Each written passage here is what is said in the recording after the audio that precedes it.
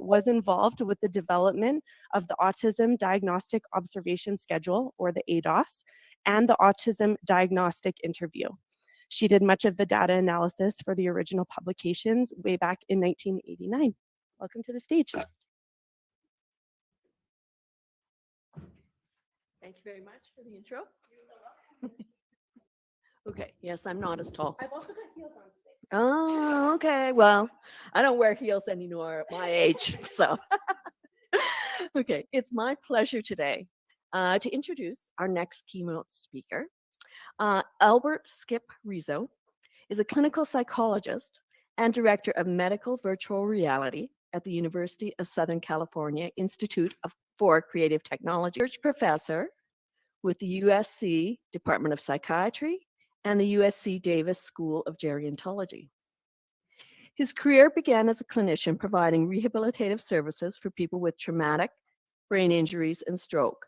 And over the past 25 years, Skip has conducted research on the design, development, and evaluation of virtual reality systems, targeting the areas for clinical assessment, treatment, and rehabilitation across the domains of psychological, cognitive, and motor functioning in both healthy and clinical populations.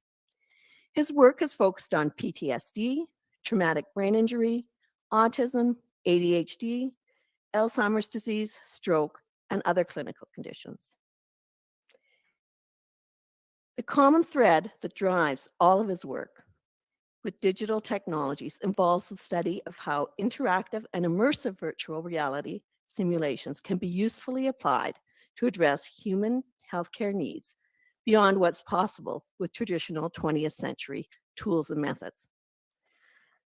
Skip has received a number of awards for his contributions, including the American Psychological Association Award for Outstanding Contributions to the Practice of Traumatic Psychology, for his research and development work on VR exposure therapy for PTSD. And in 2015, he received the Society for Brain Mapping and Therapeutics Pioneer in Medicine Award.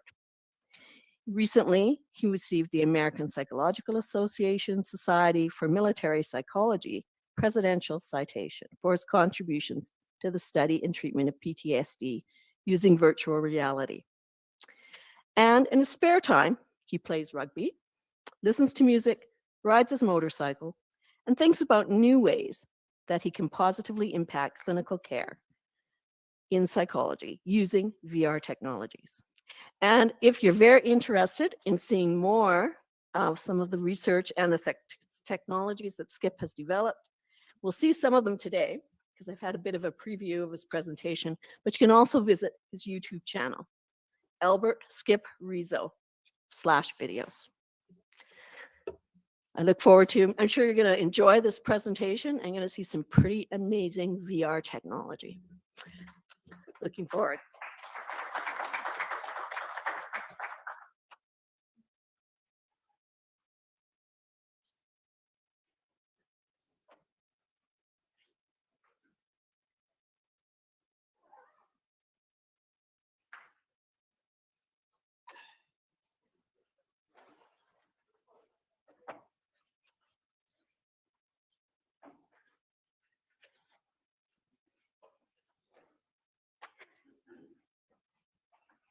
Just flip on your camera there, Skip, so you can see it.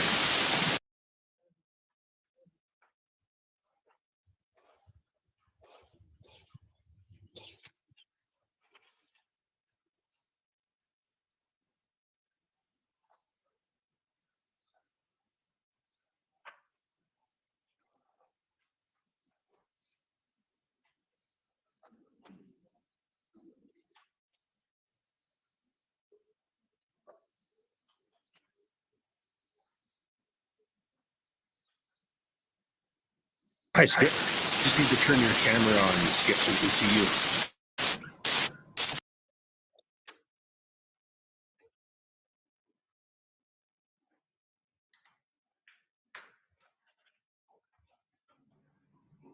Can you hear and see me now? We're good? Okay, let me start over again then. Okay. All right. Well, thank you very much for having me here. I appreciate the organizers of this conference inviting me. It's quite an honor to present. And what I'm going to try to do today is, in the period of time I have, present an overview of the field of virtual reality as it's applied in mental health care, with a little bit of an emphasis on children and some work on autism. But I think that as you look at the types of things that I present, uh, they're more process specific. So even though we talk about clinical populations where they're applied, they're addressing processes like reducing anxiety or improving cognitive or physical function or reducing pain that have, I believe, generalizability across all populations. So with that said, the 7 areas that I'm going to cover today is, as I just said a second ago, helping people to overcome fear, recover from traumatic experiences, experience less pain, rehabilitate motor function, exercise and relax, test and train cognitive function, and benefit from virtual human interaction.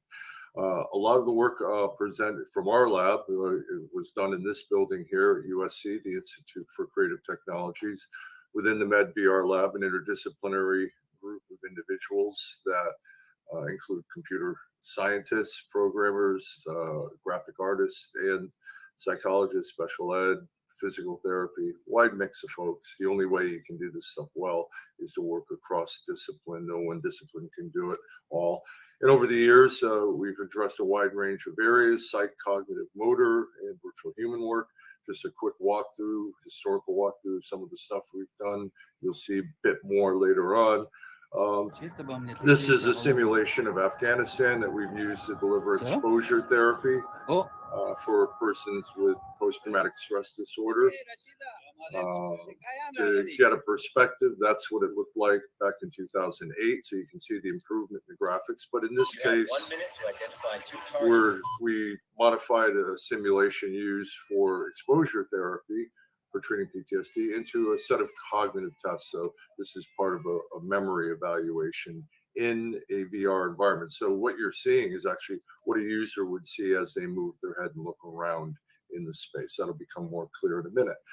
Doesn't always have to be immersive. This is some of our early work from around 1997, looking at visual spatial ability with a 3D projection system, this particular one with mental rotation. A little after that, we started working with a virtual classrooms with a child that may have, say, an attention process impairment like ADHD might see as they wear the headset and turn around. They have to attend a stimuli on the board while they respond to a certain letter sequence, a continuous performance task. But meanwhile, as you note, there are various distractions happening in the room that are typical of a standard classroom. So it's an assessment of attention function. Down here, you see some game-based physical therapy. You'll see more of this stuff later. Basically, the concept is to help people that following a stroke, traumatic brain injury, or for whatever clinical purpose, they need to do physical rehabilitation, occupational therapy, physical therapy. And we try to make that activity more fun and engaging. These tasks are often very repetitive, boring, and frustrating. So we insert it into a game-like context. We took the same technology working with kids as a very simple ask from the Cerebral Palsy Foundation, and that was to make it so that children who had very severe motor impairments could play video games. Whether you like video games or not, this was an activity that was thought to, help them engage with their peers and so forth. So here is a child, first time she's ever played a video game in her life, where we're using this tracking technology to track her arm movement. That arm movement you just saw at the bottom of the screen is the only movement she had real good volitional control. So the Microsoft Kinect camera is tracking that movement and making that movement the interface for this activity in the game. And so we can assign whatever movement a person has to become the interface and allow them to have the activities that other folks might have in terms of playing video games. In the virtual human domain, we've developed applications across a wide range of areas, but the two I'm going to show here, one involves a virtual patient system. This one we developed for the USC School of Social Work, for training novice clinicians how to do a sensitive clinical interview with somebody who might have suicidal ideation. Good afternoon, Sergeant Castilla. What brings you in today? Well, my wife told me she thought I should talk to someone. She's been pretty concerned about me since a soldier suicided on base last week. Did you happen to know the soldier?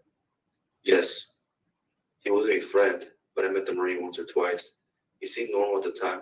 I guess I'm afraid I might end up like him. Do you have any plans to hurt yourself? No, it certainly crossed my mind, especially lately. I just need it all to stop. Sometimes I can't handle it. Okay, so I like to say that that gives novice clinicians a chance to, in training, screw up a bunch with a virtual patient before they get their hands on a live one. Now, this character is an online clinical support agent. This is one designed for the military, for persons, veterans, family members, active duty. They could go online and interact with this guy to get information about PTSD, other types of wounds of war, traumatic brain injury. And the character could also ask the user questions, which within the veiled screening questions in a conversation mode. And at some point, if there was certain type of answers to those questions, the character might say, hey, look, it looks like you're having some trouble here. If you want, you can punch in your zip code and I'll pop up a list of providers in your area. And if you want, you can ask me questions about what therapy for, say, PTSD involves. So it wasn't about replacing good clinical care with a live provider, but more about a toe in the water to build self-awareness and to help people access services. Here's an example and just a little intro to this fella. Well, I'm not a real person, if that's what you're asking, but I'm based on the personality and experiences of real soldiers and Marines. I'm still just a piece of software, but I'm getting better all the time. So hopefully I can be a helpful piece of software to talk to. Okay, so with that brief intro, what is virtual reality? Well, from a technological, technocentric perspective, combination of enabling technologies, computers, interface technology, body tracking, sensory displays like VR headsets or projection screens, all with the goal of creating simulations we can put people in to test, train, teach, or treat, whatever the target area is. A more human-centric definition is just simply an advanced form of human-computer interaction, allows us to interact with computers in complex data in a more natural, intuitive fashion compared to what we've gotten used to with computing now, with being limited to hunting and pecking on a keyboard or using a mouse. The best metaphor is aviation simulation for how we apply this clinically. So just as an aircraft simulator serves to test and train piloting ability, we can test, train, teach, and treat psych, cognitive, and motor functioning under a range of highly controllable conditions. If you're a student of psychology, you'll get this. It's sort of like the ultimate Skinner box. Now, when we talk about VR, we can talk about the three I's: immersion, interactivity, and imagination. Now, typically, you need to have, you should have at least two of these. You don't always need all three. It's good if you do. But with immersion, we think about wearing a headset that is being tracked and body movement being tracked, so that you're seeing what the user sees as they turn their head in this Afghan marketplace. And that's actually a Canadian service member that was being tested in our environment, later became, I think, a member of your parliament or Congress up there. And we can actually do this for a wide range of purposes. So in this case, there's a sensor in front of the headset, and now it's tracking hand movement. So now you can interact with three-dimensional objects in that world. Here's an example of like a game-based application that we use this for upper extremity rehabilitation training. So you see how this works. What you're seeing on the screen is what the user sees. Okay. But it doesn't always have to be immersive in a headset. It can be interactive on a big screen. Like, for example, this person obviously is in our lab, and the Microsoft Kinect camera is tracking her body movement. It's a 3D camera. And imagine in this use case, this would be an elderly person with a safety harness on, and they're practicing their balance skills. As they lean side to side, the penguin moves to the right or left. If they lean forward, it speeds up. They lean back, it slows down. So a safe and engaging way to practice things that would be kind of difficult to practice otherwise.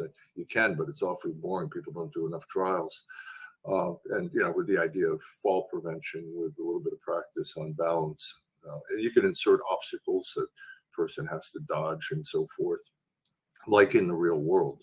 Certainly make, and this is just a demo environment. You can insert any kind of environment that you'd like to be able to practice that process of balance retraining. It doesn't always have to be on a big screen. If you build imaginative, engaging content, people will interact with it like like this on a laptop screen. We also deliver virtual humans oftentimes on flat screens. What you're going to see next could be delivered in a headset, a controlled stimulus environment, but in this case, we wanted to widely distribute this on an interface everyone has, and that is, a typical computer monitor. So this is a virtual human system we developed for job interview training. I think one of your speakers, Matt Goodwin, might have spoken about a different type of scenario yesterday. I'm not sure if he spoke about that work that he did, but this is a virtual human version of it where these characters can serve as job interviewers. And we did this in partnership with the Dan Marino Foundation to focus on job interview training with high function folks on the autism spectrum that are high functioning. And we made it so we could pick a wide variety of different characters, put the characters in different job backdrops, office spaces, warehouses, restaurant settings, and each character could be set at 3 different levels of provocativeness. So this character in this backdrop in the soft touch or nice mode. I'm glad you're here. In a minute, we'll get into some questions about the job. But before we do, why don't you just tell me about yourself? Now, we could make her neutral or nasty if we wanted, or we could pick another character, another backdrop like this, and make her a little more provocative. This is an entry-level position. I guarantee there will be things you won't like about this job. That said, what's the most important thing you think you're looking for in a job? Okay. So with that, since 1994, when VR got its initial clinical traction, although the technology was quite primitive at the time, it was applied mainly for specific phobias. Since that time, the good news is the technology has caught up with the vision. Technology has gotten much better. And the scientific research has documented where it adds value across a wide range of clinical populations, like what you see on the right, basically a very short list of where VR has been applied. Now, when we think about why do we do this, there's a lot of reasons. I'm not going to go through each one of them, but we can, if you're interested, you can, I can make this paper available. It's freely available online, I believe, which goes into all those assets in real detail. But for the purposes of this talk, let's just think about it from the perspective of expose, distract, motivate, measure, and engage. 5 core processes that VR supports that I think you'll see will filter through the applications that I'm going to cover next in terms of the breadth of application areas where people can benefit. So overcoming fear. This is where VR first got its clinical traction with exposure therapy, helping people to confront their fears in a safe place. So with that intro to exposure, basically, we're talking about a cognitive behavioral approach. Basically, again, it helps people to confront their fear in a safe place, and by a process of extinction learning, helps them to overcome those fears. So 1997, if you had claustrophobia and you happen to be in Spain, you could go to Christine Batella's lab and they put you in this virtual room, and then close the door on you, and then gradually move the walls in on you. They had a variety of these kinds of spaces. There's a whole bunch of these types of applications that are out there available now. For fear of heights, you'd have to walk across this bridge. Early work by Barbara Rothbaum at Emory University. As you look at this, you're thinking probably, oh, who would take this seriously? It's, a cartoon.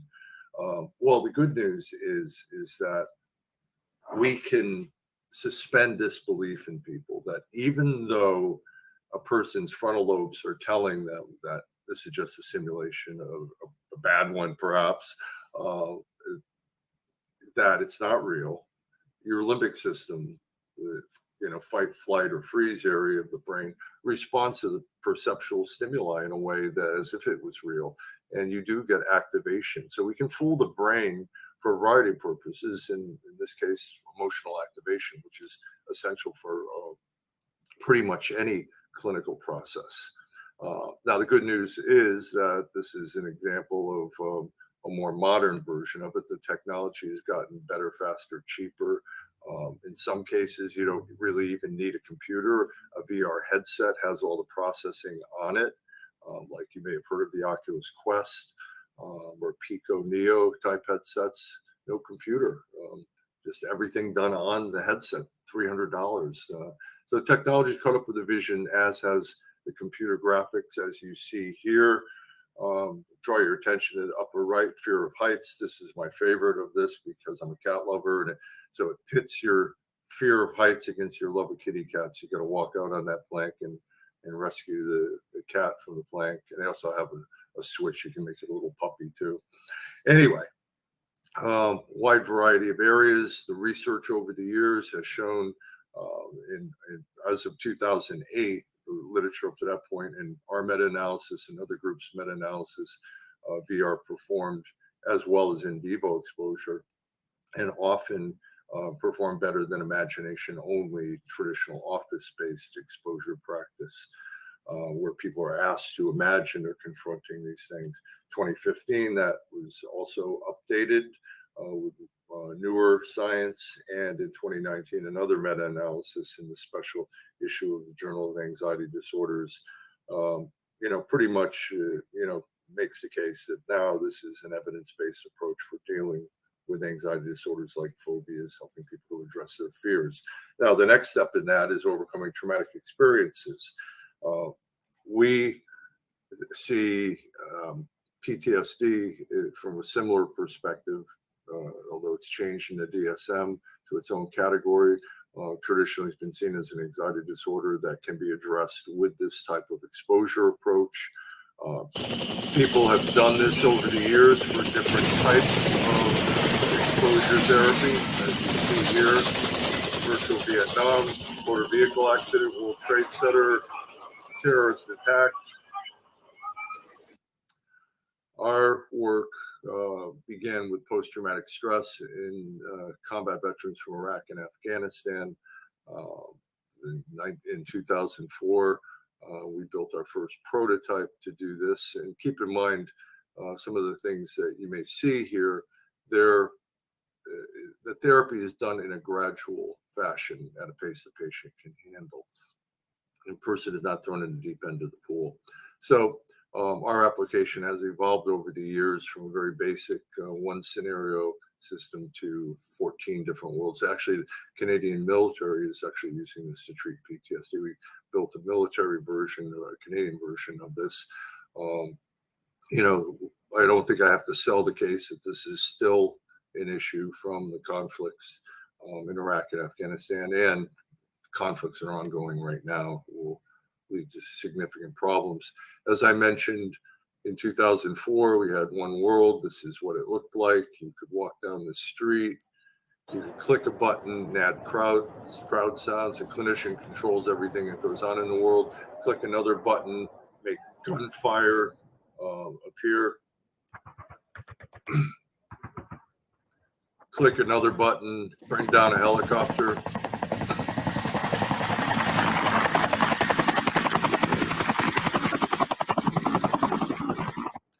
And when we built that, I had the luck of having a graduate student who was in the military, and he took a system to Iraq and to Iraq actually, and got feedback from users. And this is a key element, that the user group that we're targeting is always involved in the early design process to weigh in as to whether we got it right or wrong before we apply it clinically. That became very helpful as we moved on to something like this now.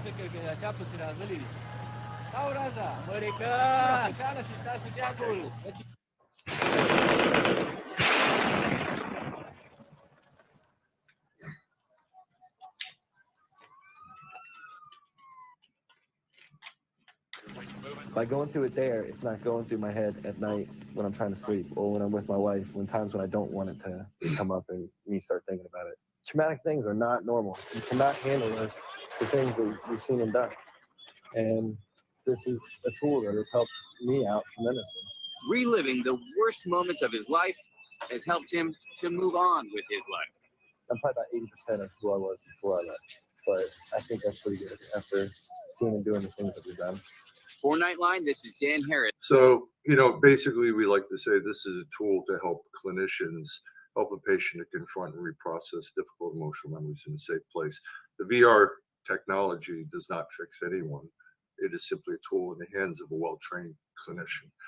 And the way we do this is to give the clinician an interface that allows them to select the world that you're going to put the client in and adjust that world so that it mimics their narrative about what they're talking about with their previous experiences. And that's what that looks like with the clinician sitting off to the left there. Now, the research in this area.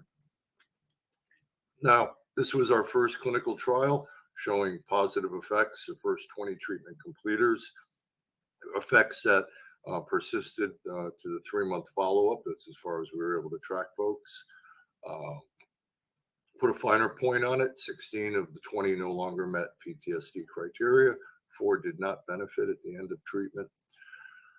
Other groups independently have used this system, and this is in an intensive 3-week intensive treatment.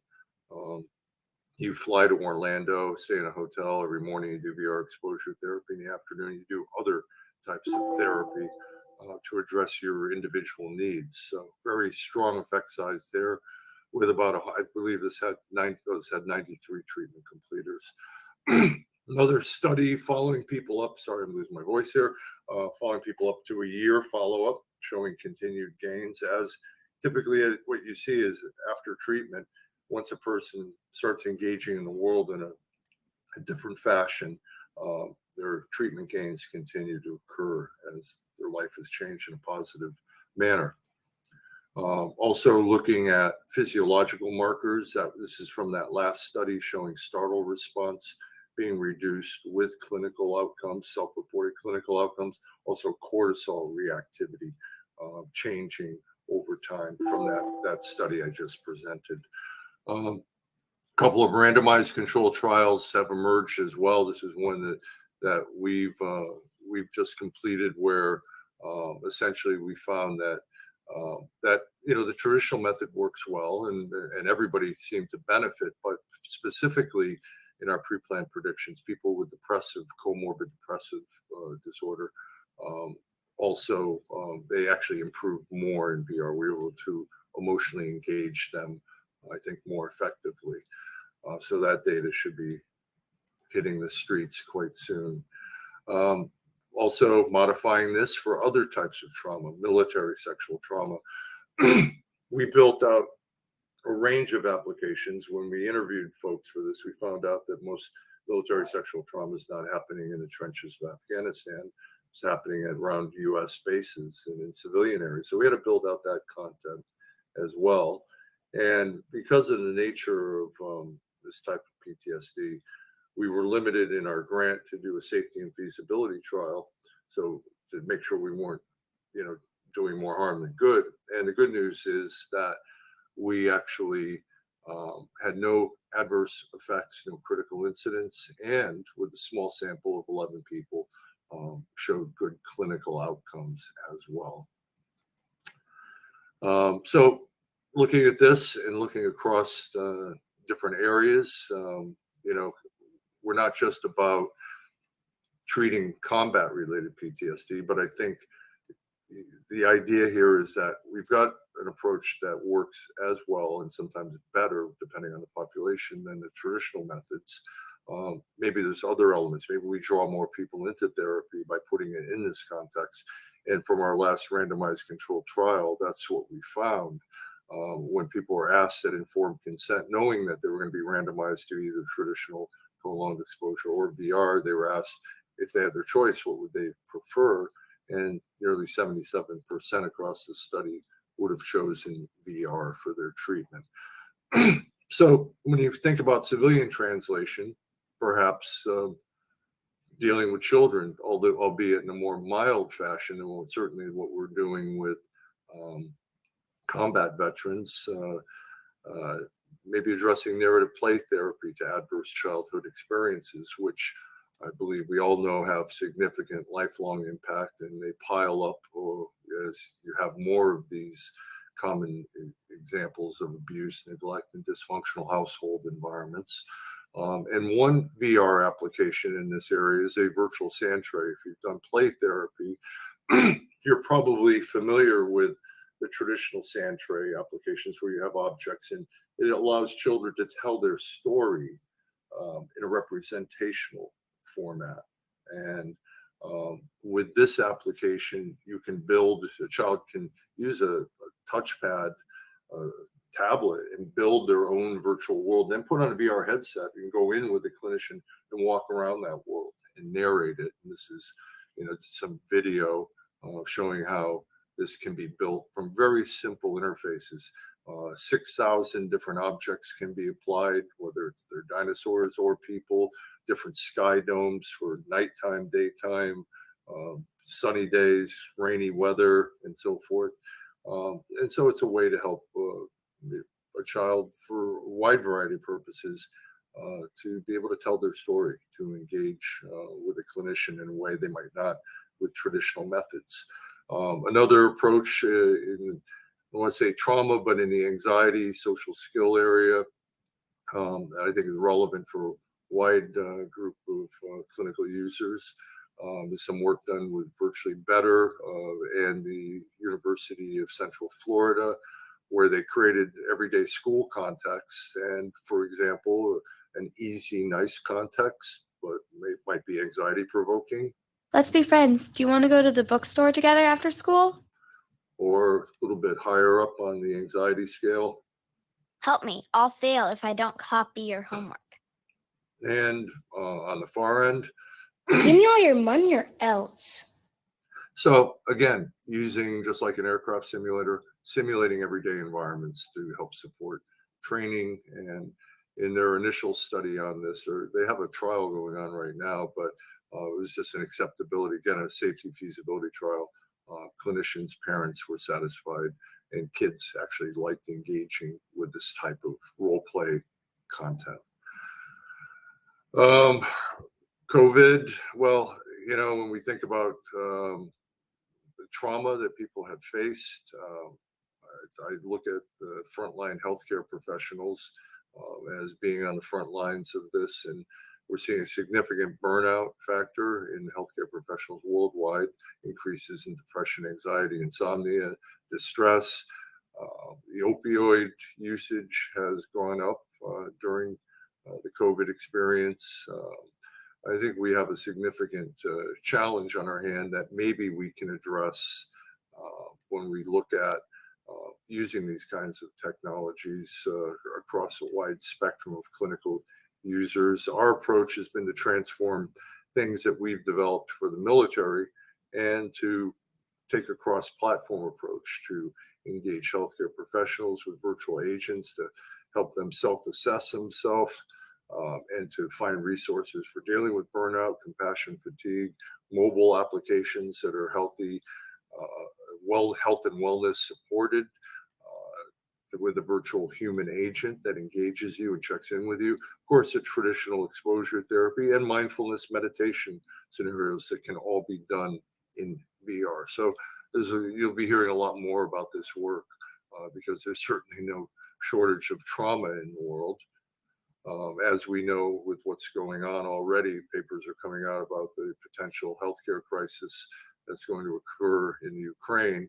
And we've already started working with a developer in Romania, working with Eastern European developers and Ukrainian psychologists to begin to build out some of this type of content that might be useful later on, but also to build support agent characters and environments for shared experiences in VR that are less provocative than this, that'll be available to deal with the acute suffering of refugees and individuals. So, all right, moving on, experiencing less pain. This is an area where VR has had a lot of applicability over the years as a tool for pain distraction. So, always going back to the theory, we always start with what works in the real world. We know there's a strong literature saying that there's a limited capacity of attention, particularly with pain. That if you distract attention, there's a different purpose that your pain comes from. You see significant reductions in the perception of pain. So, solid theoretical basis. Very first study in this area was done with burn victims getting daily wound care. Very, very painful procedure and necessary, hard to manage with opioid medications. And they compared, this is Hunter Hoffman's work from 2000, compared having somebody play an already distracting format, a video game, versus being in a VR headset. You can see some of the clunky VR headsets that people had to work with back then. But what was found in that work was that when you distracted people, on the left-hand side, you see various pain measures. You see significant reductions from the already distracting Nintendo application. And on the right-hand side, with physical therapy following skin grafts after a severe burn, a very painful process, that the application worked over time. It wasn't just the first time novelty. You saw continued gains. Also, when people were given experimentally induced pain on their feet with a hot thermistor applied to their feet, see how long they could endure that while they were in a magnet. We found that patients, or not patients, in this case, users getting experimental pain, their brain activation was different in VR. The 5 areas thought to underlie pain perception showed dramatically reduced activation. So looking at it from a neuroscience perspective, this distraction element is positive.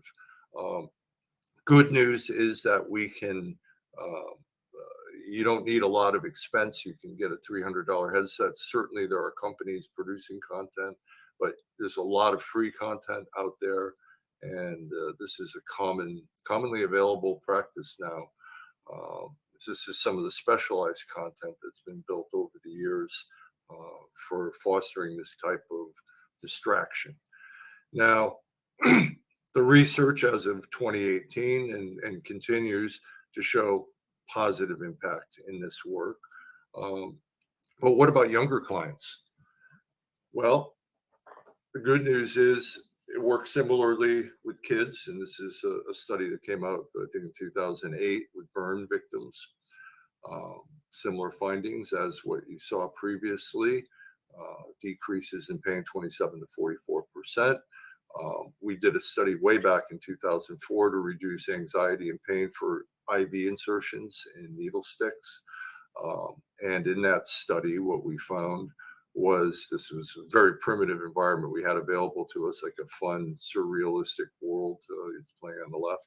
But we found VR compared to playing the same game on a flat screen versus watching a cartoon versus the standard of care VR, reduced pain and reduced anxiety in these children.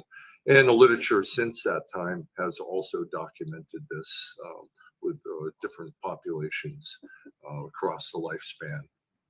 This is a kid that actually lives down the street from me, a special needs child that parents actually asked me, they knew about my work, asked me if I could loan them a headset while they went into Children's Hospital in LA because their kid had to go regularly for blood draws, and it was always a challenge. And here he is calmly awaiting get his blood drawn while he's actually swimming with dolphins in this environment in an underwater VR world. Other applications, dental pain, you see significant reductions here. We know children with special needs oftentimes have a very difficult time in these contexts. So you see reductions in anxiety and pain, a number of studies coming out in this area as well. One other area I think is very important, I want to show real quick, is in not pain distraction, but discomfort reduction. So this is for chemotherapy, people getting chemo infusions using VR. This is virtual reality. Today, 27-year-old breast cancer patient Cindy Worthing will solve a mystery on the Titanic during her treatment. No passengers. That means you. Very primitive stuff available in Sue Snyder's work back in 2000 to 2004. But the good news was everybody liked it, everybody preferred it, they'd recommend it to others, they wanted to do it again. And she saw a time compression effect, that therapy lasted a certain period of time, the infusion lasted a certain period of time, and their perception of time was dramatically reduced, as you'll see here. They asked me at the end of after the treatment, how long they thought I was on doing the virtual reality. And I said, oh, about 20 minutes, and really it had been an hour. But this couldn't believe it when it was finished because I didn't get to complete the game. Okay, new results again.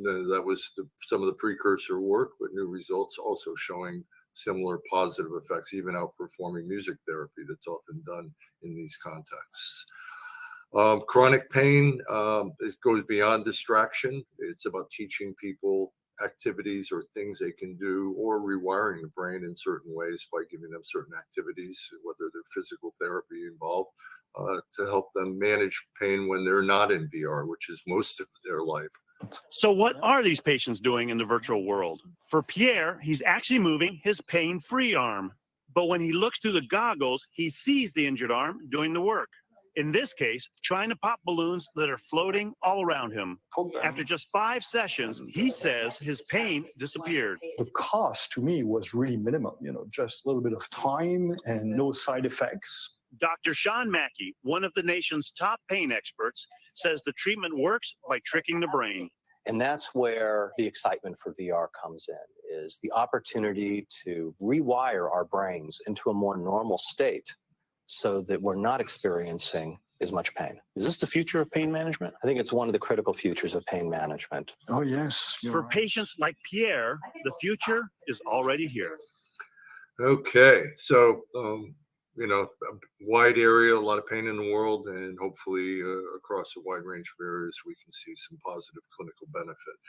Now, I see that I got a little bit of a late start. I'm not sure if I'll be able to pick up that time at the end. I'll try to go through this area relatively quickly so that we can get on to some of the virtual human work that has a little bit more relevance specifically to persons on the autism spectrum.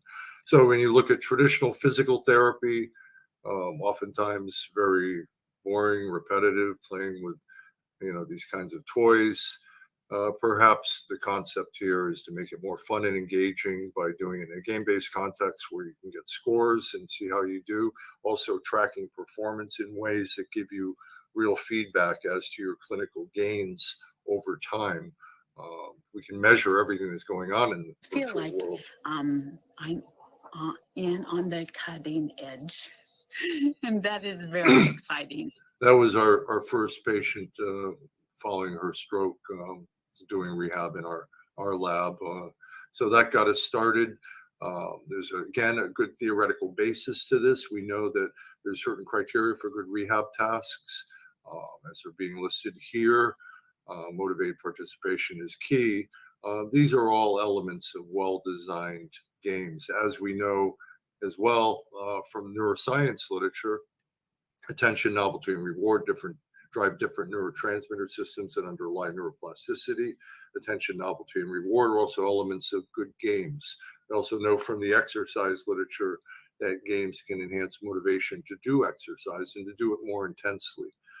So taking all of those theoretical points and looking at, this is a very clear application for upper extremity rehab, but using a more sophisticated device with robotic tracking of the hand and some force feedback. What we saw from this, where it was actually Alma Marion's work, 20 hours over 2 weeks, you saw significant changes on standard measures of upper arm function. Applied with children with cerebral palsy, similarly, with 9 hours of training, You saw more direct path towards reaching for targets, improved smoothness of trajectory, and improvements on functional skill activities measured by standard measures. Another similar type application for ankle dorsiflexion with kids with cerebral palsy. I won't have time to go into it in detail other than to say, with practice, you saw greater ankle dorsiflexion, better control of the movement, and greater interest in doing the exercise in VR as opposed to doing it standalone. The work in this area has shown positive value, as you saw earlier with our applications. Building exotic and interesting worlds to engage people might have some benefit while you're actually doing exactly the same kind of physical action that you would do with traditional therapy. And the research from the most recent meta-analysis also documents the value, reviewing all of the literature in this area. And so much so that there's a number of companies that are producing these types of systems now that are pretty readily available and relatively low cost. One is a company I have a conflict of interest. I consult with this company, but I think this is quite a good system here. And I'm going to show a patient talking Deb about Shaw had her 3 experience. strokes in 4 years. She did the usual physical and occupational therapy to regain mobility. However, the turning point was cutting-edge virtual reality therapy. When I put on the virtual headset and was thrust into this animated world, I felt like anything was possible. It gave me hope and inspiration. Okay. And one other element of this with these applications, a smaller version of the system, is for elderly individuals that may not get out much.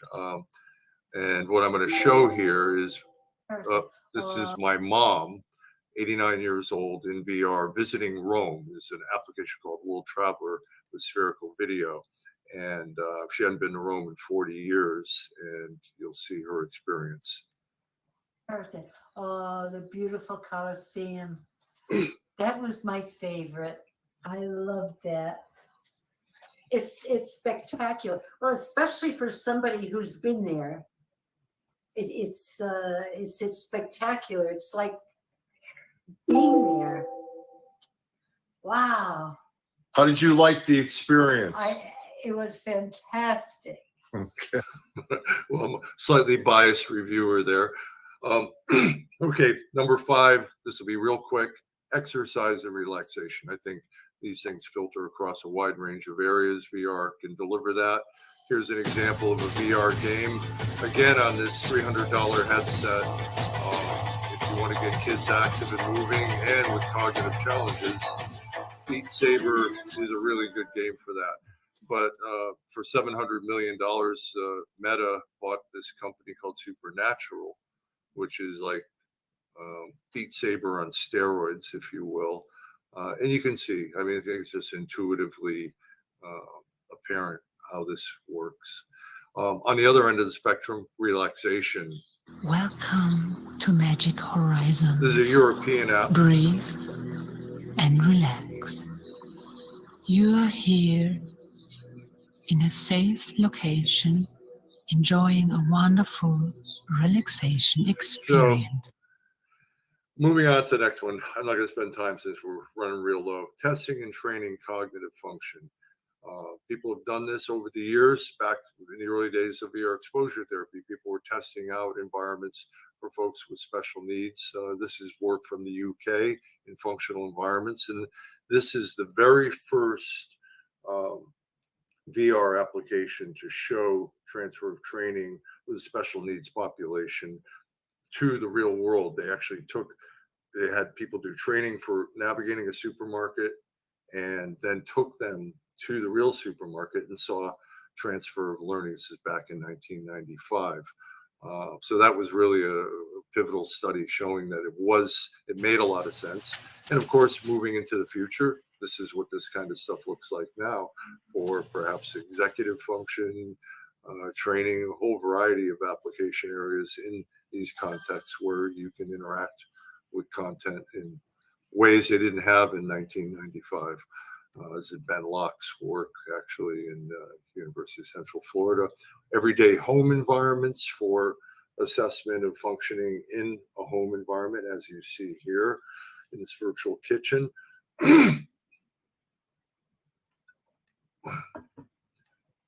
Don't stir the soup with your hand. Don't do that, please. Oh, no. Get the spoon. Be hygienic. There you go. All right. So, you saw the virtual classroom in my first slide from 2003. This is what it looked like in 1998. Of course, as I mentioned before, a tool for assessing attention under realistic conditions. I actually built this in 2003 with a group of developers in Regina, really quality for 2003. And from that work, in our first clinical test, we saw, looking at missed targets, impulsive responding commissions, reaction time response variability, saw significant differences between kids diagnosed with ADHD versus controls. We saw that adding distraction made a significant impact on that population compared to neurotypical kids.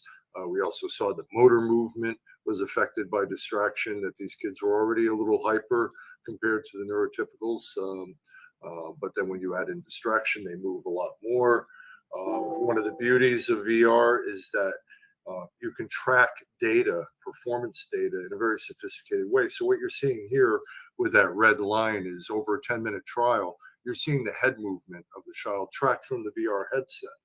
And as you see here, as the test progresses over 10 minutes, you see more in that red line, more head movement and distractibility with the child with ADHD. If you look closely, there's a green line in there, and that's a randomly selected neurotypical child.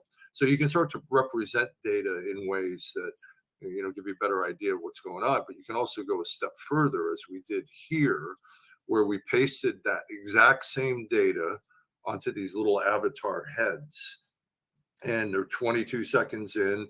They're both looking at the front of the classroom at the blackboard. Now we're at almost a minute. And the neurotypical child will look away at a distraction periodically. ADHD kids doing quite well.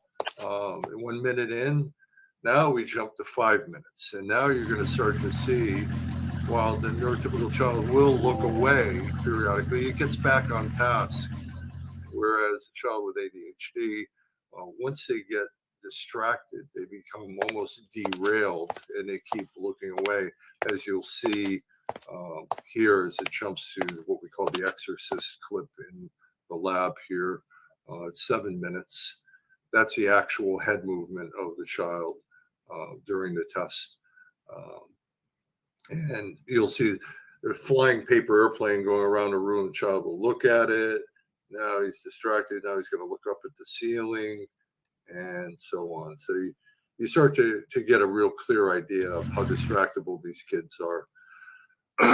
And we can quantify that. So we actually can tell when a child is distracted from a target, distractibility, or they're looking away, it's not in their field of view, versus when it's in their field of view and they're still missing targets or performing more poorly. Those are two things you can't get from traditional computer-based testing. Now, this is moving forward. I have another conflict of interest with the company I'm working with that's developing these applications for kids with a new version of the classroom. This is one that we tested actually in Taiwan, and we've generated a normative data set of about 800 kids, neurotypical kids, and we're just finishing up our data collection for FDA approval with kids across a wide area of clinical conditions. And this was the first batch of 695. Now we're up to about 800, and about 400 kids that have been diagnosed with ADHD and off medications during their testing. So we'll have some serious data to perform comparative analysis. And there's been a large number of publications on this work using the old classroom and now the new classroom. So the final section here, and I'll try to get through this quickly, is benefiting from virtual human interaction. Now, of course, this goes back to exposure therapy for people with social phobias and panic disorder and so on. Very primitive in 1999, but the research that was published on this, and this is one that came out in 2007 with these apps, showed it was as good as the real thing, as good as in vivo exposure for this kind of therapy. Stephan Bouchard in Canada also has developed similar type applications and found the VR outperformed in vivo exposure because it allowed for more trials, for more practice trials in this area. Our work with the Dan Marino Foundation, as you saw earlier on in the application, with the video clips, these are some of the different characters and the different job backdrops. And here's a happy user talking about her experience. It's a good program, and it teaches you how to do an interview, and it teaches you how to be in an interview situation with another person. And did you see your performance improve? Did you get better? I get better every single time I do it. I get better. And this is some of the data down below from one of the first clinical tests with it, showing not only in the yellow blocks continued improvement with practice in the VR practice, but also transfer of training from pre-practice baseline ratings by vocational counselors in a live interview to a post-training interview. And I'm going to skip over that. This is an augmented. I'm going to skip over. Going through the interviews because there's another person, but I know we're running low on time. I want to cover this area because I think this is really pivotal work being done at the University of Texas in Dallas, at the Center for Brain Health, where it's an avatar-based social skills training application where there's actually trainers that embody these characters and they practice a programmed approach. And what they did originally with this app was to look at brain activation following the training and saw actual changes in areas associated with social understanding after, I forget how long, I think it was 3 weeks of practice in these environments. And then a more recent study continues to validate those findings. But here's what it looks like. Here at the Brain Performance Institute at the Center for Brain Health, we're using virtual technology to help individuals learn social skills. Charisma is a name that we've given to our software program combined with the clinical application. It really is a platform that allows people to practice social skills in a safe environment and practice them in the virtual world, but the skills that they learn transfer into the real world.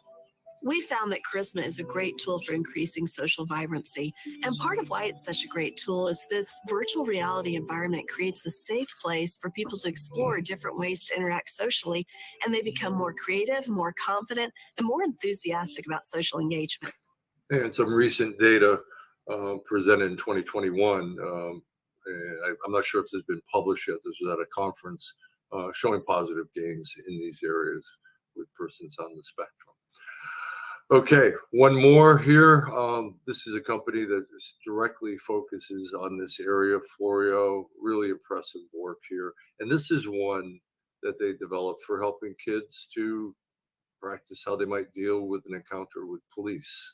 Florio is busy building more advanced training situations in virtual reality. Can I talk to you a moment? Yes. This is Manoj beta testing the latest one, a police safety simulation. The police safety module is part of an NIH study in partnership with Children's Hospital of Philadelphia's Center for Autism Research. Florio started building the police safety module after an incident in 2016 where police approached an autistic man who wandered from his group home. The incident resulted in his caretaker being shot by the police. We basically started building content to simulate what it would be like to have an unexpected encounter with law enforcement and start being exposed to some of the language that the officers would use in that interaction. Okay, I've got this jump point. I'm going to jump ahead here. If we won't see anything on the virtual patient work, I think you saw I got the concept early on. I had a little section on that. But you know, with virtual humans, a lot of times people say, is AI and virtual humans going to replace therapists in good clinical care? Like this. Hi, I'm Ellie. Thanks for coming in today. I was created to talk to people in a safe and secure environment. I'm not a therapist, but I'm here to learn about people and would love to learn about you. I'll ask a few questions to get us started. And please feel free to tell me anything. Your answers are totally confidential. Are you okay with this? Well, you're going to be hearing people make strong cases for this because, virtual therapists are available 24/7, encyclopedic knowledge of clinical processes. They remember everything you've said to them over the course of therapy. There's not enough therapists, on and on and on. But I just want to make the case as somebody that works in this area that we're not in the business of replacing good clinicians. We might fill in some gaps where clinician isn't available, stopgap or between session interaction, but clinical reasoning is a very complex process. And I think the therapeutic alliance of human to human is going to be important, but there will be a role for this somewhere. But we as professionals have to really take charge of that role. It'll be the most contentious issue in the future of clinical care as AI gets better. So I've tried to cover these areas as best I could in the time frame. Expose, distract, motivate, measure, engage. I hope has become clear in terms of what VR can do. Where we're looking now is that we've got work that's theoretically informed. We're not making this up from just the ivory tower of some science fiction vision. We're basing all this on what we know works in the real world and what theory underlies what the practices that we apply. We've got a lot of scientific support. I've tried to cover that in reasonable detail. Low cost, high fidelity technology, a passionate development community. Anybody involved in VR is usually quite passionate and energetic about the work. As I mentioned, we've got advances in these are $300-400 headsets, with sensors in them to pick up heart rate and track pupillary dilation and eye tracking and so forth. Apple is jumping into the fold. There's a giant market now with cloud services for delivering these things. So you don't even have to store anything on your computer. Everything comes from the cloud. Got to deal with privacy issues, certainly with patient populations, but that is being addressed now. So that eventually the clinician in the future will be able to leverage massive amounts of content to address the specific needs of their clients. And there's a giant marketplace that's evolving. If you look at the area in VR, video games and entertainment have the lion's share in terms of the future market, but healthcare comes in not so close, but a good second place. And these projections evolve over time. And when you look back in the history of this is the first company to really market this stuff. They've been around since 1997, virtually better. But since that time, we've seen more companies emerge delivering this stuff in the past 3 years and in the previous 20 years. And I mention that only to make the case that this is available. This is not just hiding away in the domain of laboratories in academic settings. So there are conferences that go on. So there's a scientific community that's continuing to evolve around the use of these kinds of technologies. And I'm going to stop here. Shameless promotion. If anybody is interested, there's a book out that Stefan Bouchard from Quebec and I have edited. And if you can't afford it, just send me an email. I might be able to sneak you a PDF of it. VR is for the young at heart, certainly. My first standalone headset when I flew home to Connecticut. My niece and nephew, I couldn't pry it off of them. But what you don't see is 2 nights before when I flew in, my flight was delayed and I got in at 3 a.m. But my mom, who was living in Connecticut at the time, was waiting up for me. So at 3 a.m, I go in, I grab a beer out of the fridge, say, "Mom, you got to try this VR headset." It's surreal. My God, it looks like my backyard, my yard with the snow. Oh, Lord in heaven. How they ever can create this. You know what? I'm hanging onto the sink because I'm afraid I'm going to fall down the cliff. Yeah, honest to God. You feel like, if you step off, you're going to fall right in there. Holy mackerel. And one last pitch for my mom. If you're watching this, please fund my son's research so that he can take care of it. Okay. So thank you. If anybody would like a copy of this talk, I make all my materials freely available. And I'm sorry I went over a little bit, but thank you for your time and attention. Fantastic. Thank you so much, Skip. We're going to welcome one short question from our in-person audience here. So is there anybody that has a question for Skip? Or online, if Dean wants to.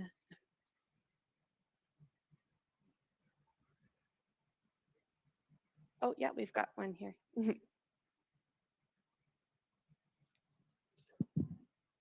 Good. Just one observation. I thought it was a great presentation as well. It just seems like one observation and potential questions, like you almost circumvent the time needed to develop a relationship with, let's say, a student or a person, because there's almost like an intuitive trust in the virtual.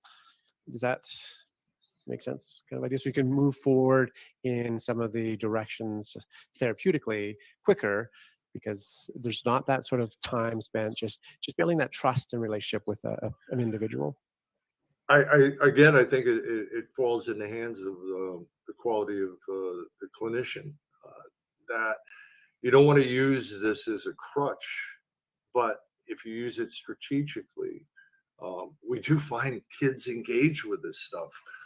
If you've ever tried to, you try to get a kid with ADHD to sit still to do a continuous performance test or a neuropsych eval, sometimes it's really challenging. They're grabbing at the headset, even though they get bored partway through it.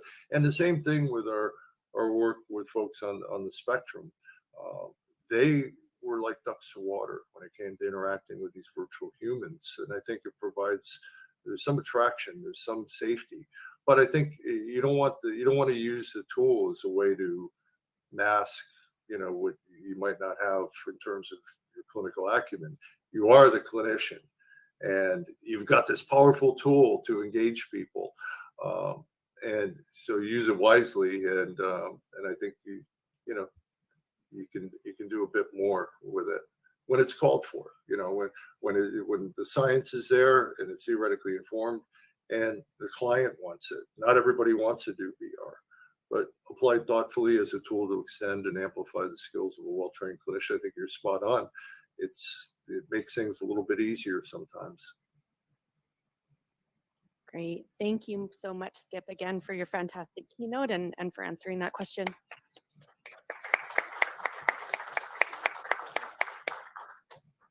All right. Well, if you weren't awake yet, you definitely are now. I don't know that we all anticipated traveling to Rome and people's kitchens and war zones this morning, but we have done that through virtual reality. And thank you again to Deborah too for the introduction of Skip. As you'll see in your program, I'm delighted to welcome familiar faces Cheryl, Kim, and Jacqueline up to the stage.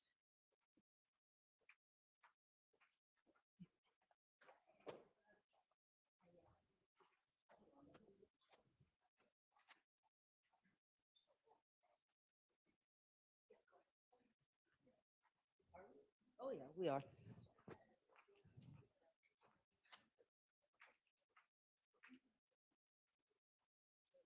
Cheryl, stay down here because you're going to do